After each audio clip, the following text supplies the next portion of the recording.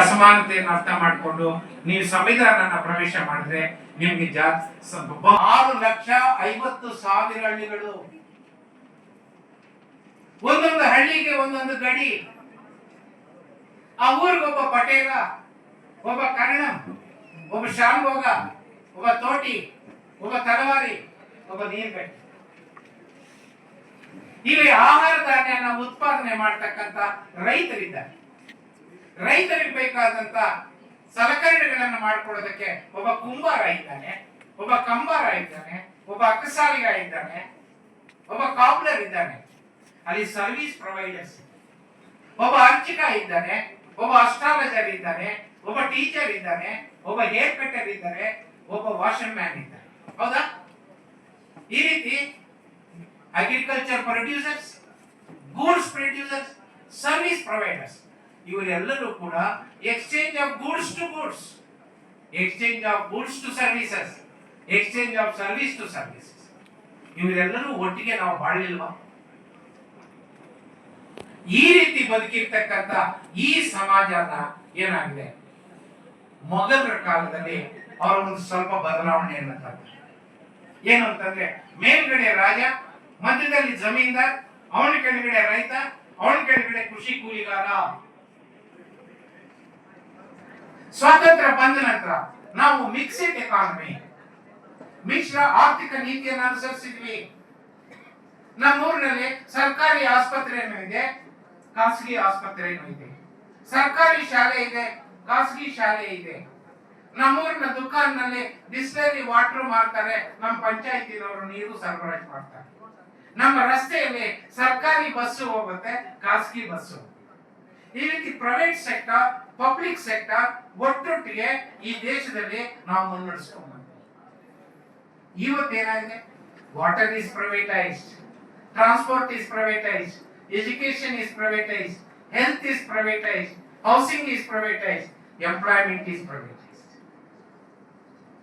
ಈ ರೀತಿ ಸರ್ಕಾರ ಎಲ್ಲವೂ ಪ್ರೈವೇಟೈಸ್ ಅನ್ಬೇಕಾದ್ರೆ ನಾವು ಬಾಯಿ ಮುಚ್ಕೊಂಡು ಕೂತಿದ್ವಿ. ಯಾಕೆಂದ್ರೆ ಭಾರತದ ಸಂವಿಧಾನದಲ್ಲಿ ಕಲ್ಯಾಣ ರಾಜ್ಯ ಅಂತಕ್ಕಂಥ ಒಂದು ಸಿದ್ಧಾಂತನ ಹೇಳಿದ್ದಾರೆ. ಅದು ನಮ್ಗೆ ಅರ್ಥ ಆಗಿಲ್ಲ, ಆದ್ರಿಂದ ನಾವು ಬಾಯಿ ಮುಚ್ಕೊಂಡು. ಕಲ್ಯಾಣ ರಾಜ್ಯ ಅಂದ್ರೆ ಏನು? more and more responsibility to the government to provide the basic needs of every man. ನನ್ನ ಅನ್ನ, ನನ್ನ ಶಿಕ್ಷಣ, ನನ್ನ ಆರೋಗ್ಯ, ನನ್ನ ಉದ್ಯೋಗ, ಇವುಗಳನ್ನ ಕೊಡ್ತಕ್ಕಂಥದ್ದು ಸರ್ಕಾರ. ಇವತ್ತಿನ ಈ ಪರಿಸ್ಥಿತಿ ನಿಮ್ಗೆ ಅರ್ಥ ಆಗದೆ ಇದ್ರೆ ಸಂವಿಧಾನದಲ್ಲಿ ವೆಲ್ಫೇರ್ ಸ್ಟೇಟ್ ಅಂದ್ರೆ ಏನು ಅಂತ ನಿಮ್ಗೆ ಅರ್ಥ. ಈ ಮುಖಾಂತರ ನೀವು ಸಂವಿಧಾನನ ಅರ್ಥ ಮಾಡಿಕೊಂಡು ಸಂವಿಧಾನನ ಪ್ರವೇಶ, ದೇಶನ ಅರ್ಥ ಮಾಡಿಕೊಂಡು ಸಂವಿಧಾನನ ಪ್ರವೇಶ ಮಾಡಿದ್ರೆ ನಿಮ್ಗೆ ಇವೆಲ್ಲ. ಇಷ್ಟು ಮಾತ್ರ ಅಲ್ಲ, ಇನ್ನು ಮುಂದಕ್ಕೆ ಆಗ್ತಕ್ಕಂಥ ಬದಲಾವಣೆಗಳನ್ನು ನಮ್ಮ ಸಂವಿಧಾನದಲ್ಲಿ ನಮ್ಗೆ ರಕ್ಷಣೆ ಮಾಡಿಕೊಟ್ಟಿದೆ. ನಿಮ್ಗೊಂದು ಎಕ್ಸಾಂಪಲ್ ಹೇಳ್ತೀನಿ, ನಮ್ಮ ಪರ್ಸನಲ್ ಎಕ್ಸಾಂಪಲ್. ನನ್ನ ತಂದೆ, ನನ್ನ ತಾತ, ನನ್ನ ಮುತ್ತಾತ, ನಾವು ಶಿವಭಕ್ತರಿಗೆ ಕೋಲಾರ ಜಿಲ್ಲೆ ಚಿಕ್ಕಬಳ್ಳಾಪುರ ಜಿಲ್ಲೆ ವಾರಕ್ಕೊಂದು ದಿವಸ ಉಪವಾಸ ಇದೆ. ಯಾವತ್ತು? ಸೋಮವಾರ.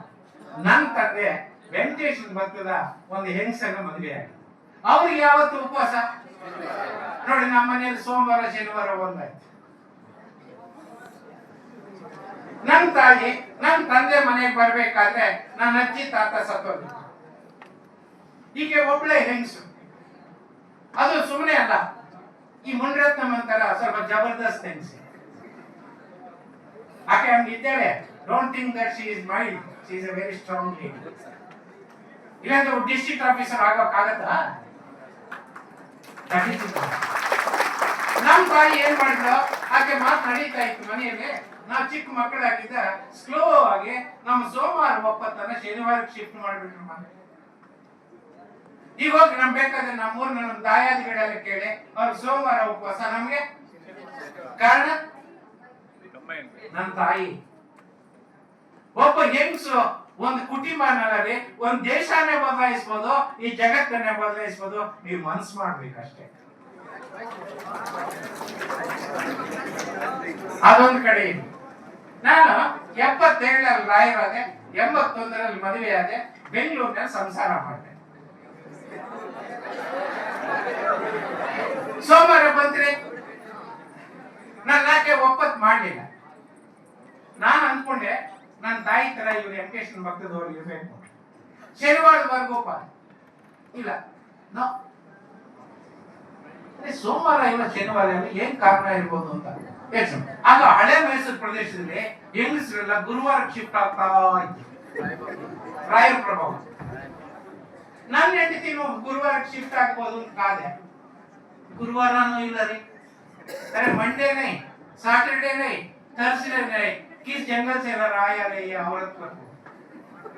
या ಕಾಡಿಂದ ಹಿಡ್ಕೊಂಡ್ ಬಂದೆಪ್ಪ ಈಕೆನ. ಹತ್ರ ಒಂದು ವರ್ಷ ಆಯ್ತು ನಾವು ಮದುವೆ ಆಗಿ. ಸ್ವಲ್ಪ ಹೆಂಡತಿ ಸಂಬಂಧ ಸ್ವಲ್ಪ ಹಳೇದಾಯ್ತಲ್ಲ, ಹೆಂಡತಿ ಸ್ವಲ್ಪ ಕೋಪ ಮಾಡ್ಕೊಳ್ಳೋಕೆ ಶುರು ಮಾಡಿ, ಹಾಗಾದ್ರೆ ಜಗಳ ಮಾಡ್ಕೊಳ್ಳೋಕೆ ಶುರು ಮಾಡಿ. ಒಂದೊಂದು ದಿವಸ ಅಡಿಗೆ ಮನೆಯಲ್ಲಿ ಕಾರಣ ಇಲ್ಲದೆ ಡಮಡಮ ಅಂತ ಶಬ್ದ. ಆಮೇಲೆ ಒಂದೊಂದು ದಿವಸ ಕೋಪ ಹತ್ತಿರ ಕರ್ಕೋಗಿ ಅಡಿಗೆ ಮಾಡೋದನ್ನೇ ಒಂದು ದಿವಸ ನಿಲ್ಲಿಸ್ಬಿಟ್ಟು, ಯಾವತ್ತು ನನ್ನ ಹೆಂಡತಿ ಅಡಿಗೆ ಮಾಡೋದು ನಿಲ್ಲಿಸ್ತಿರೋ ಆವತ್ತೇ ನನಗೆ ವಾರದ ವಾಪತ್ತು. We gave birth to children. Today we are having grandchildren. This is tolerance in India in the constitution. ಈ ಸಹಿಷ್ಣುತೆಯನ್ನ ನಮ್ಮ ಸಂವಿಧಾನದಲ್ಲಿ ನಮ್ ಕಟ್ಕೊಟ್ಟಿದ್ದಾರೆ ಸ್ನೇಹಿತರೆ. ಆದ್ರೆ ಇವತ್ತು ನೀನ್ ಗಟ್ಟ ಬಿಟ್ಟರೆ ನನಗಾಗಲ್ಲ, ನೀನ್ ಮೂರ್ನಾಮೆ ಇಟ್ಕೊಂಡ್ರೆ ನೀನ್ ಆಗಲ್ಲ, ನೀನ್ ಬಿರಿಯಾನಿ ತಿಂದ್ರೆ ನನಗಾಗಲ್ಲ, ನೀನ್ ಪುಳಿಯೋಗರೆ ತಿಂದ್ರೆ ನನಗಾಗಲ್ಲ. Intolerance is rampant in the society. ಇದು ಸರಿನಾ? ಇದ ನಮ್ಮ ಸಂವಿಧಾನ ಹೇಳೋದು. ಹಾಗಾಗಿ ಭಾರತದ ಸಂವಿಧಾನನ ನೀವು ಅರ್ಥ ಮಾಡ್ಕೋಬೇಕು ಅಂದ್ರೆ ಭಾರತ ದೇಶನ ಅರ್ಥ ಮಾಡಬೇಕು. ಭಾರತ ದೇಶ ಅಂದ್ರೆ ಭಾರತ ಜನಗಳನ್ನ ಅರ್ಥ ಮಾಡಬೇಕು. ನಾನು ಇದೇ ಕೋಲಾರ ಜಿಲ್ಲೆಯಲ್ಲಿ ಹುಟ್ಟಿದವನು. ನನ್ನ ಮಾತೃಭಾಷೆ ತೆಲುಗು. ನನ್ನ ಹೆಂಡತಿ ಮದನಪಲ್ಲಿ, ಆಕೆ ಮಾತೃಭಾಷೆ ತೆಲುಗು. ನಾವಿಬ್ರು ಬೆಂಗಳೂರಿನಲ್ಲಿ ಸಂಸಾರ ಮಾಡಿದ್ವಿ. ನಾನು ಈ ರಾಜ್ಯದ ಪ್ರಜಾಪ್ರಭುತ್ವ ಚಳವಳಿಯ ಒಬ್ಬ ವಿದ್ಯಾರ್ಥಿಯಾಗಿ ಇಡೀ ಚಿಂತಾಮಣಿ ತಾಲೂಕನ್ನ ನಾನು ಸುತ್ತಾಡಿದ್ದೆ. ಕೋನನಕುಂಟೆಯಲ್ಲಿ ನಾನು ಬಹಿರಂಗ ಸಭೆ ಮಾಡಿದ್ದೀನಿ, ಬಟ್ಲಲ್ಲಿ ಮಾಡಿದ್ದೀನಿ, ರಾಗುಟ್ಟಲ್ಲಿ ಮಾಡಿದ್ದೀನಿ, ಚಿಕ್ಕಲ್ ಏರ್ಪೋರ್ಟ್ನಲ್ಲಿ ಮಾಡಿದ್ದೀನಿ. ಇನ್ನೆಷ್ಟು ಹೆಸರು ಬೇಕ್ರಿ? ಇದೇ ಟೌನ್ ನಲ್ಲಿ 10,000 ಮೀಟಿಂಗ್ಗಳು ನಾನು ಮಾಡಿದ್ದೀನಿ. ಈ ರೀತಿ ರಾಜ್ಯದ ಎಲ್ಲ ಕಡೆ ನಾನು ಹೋಗ್ಬೇಕಾಗಿ ಬಂತು. ರಾಜ್ಯದ ಜನರನ್ನ ತಲುಪಬೇಕಾದ್ರೆ ನಾನು ಕನ್ನಡದಲ್ಲಿ ಭಾಷಣ ಮಾಡೋದನ್ನು ಕಲಿಯಲೇಬೇಕಾಗುತ್ತೆ. ಕನ್ನಡದಲ್ಲಿ ಬರೆಯೋದನ್ನ ಪ್ರಾರಂಭ ಮಾಡಿದೆ, ಕನ್ನಡದಲ್ಲಿ ಪುಸ್ತಕಗಳನ್ನು ಬರೆದೆ, ಕನ್ನಡದಲ್ಲಿ ನನ್ನ ಹೆಂಡತಿ ಜೊತೆ ಮಾತಾಡ್ತಾ ಬಂದೆ. ಇವತ್ತು ನನ್ನ ಮನೆಯಲ್ಲಿ ನನ್ನ ಮಕ್ಕಳಿಗೆ ಮಾತೃಭಾಷೆ ತೆಲುಗಲ್ಲ, ಕನ್ನಡ. ಹೀಗೆ ನಮ್ಮ ಮಾತೃಭಾಷೆಗಳು ಬದಲಾಗ್ತವೆ, ನಮ್ಮ ಉಡುಪುಗಳು ಬದಲಾಗ್ತವೆ, ನಮ್ಮ ವಾರದ ಒಪ್ಪತ್ತುಗಳು ಬದಲಾಗ್ತವೆ, ನಮ್ಮ ನಂಬಿಕೆಗಳು ಬದಲಾಗ್ತವೆ, ನಮ್ಮ ಆಚಾರ ವಿಚಾರಗಳು ಬದಲಾಗ್ತವೆ. ಇವೆಲ್ಲವನ್ನು ಸಂರಕ್ಷಿಸಿರ್ತಕ್ಕಂಥ ಏಕೈಕ ಡಾಕ್ಯುಮೆಂಟ್ ಅಂದ್ರೆ ದಟ್ ಈಸ್ ಇಂಡಿಯನ್ ಕಾನ್ಸ್ಟಿಟ್ಯೂಷನ್.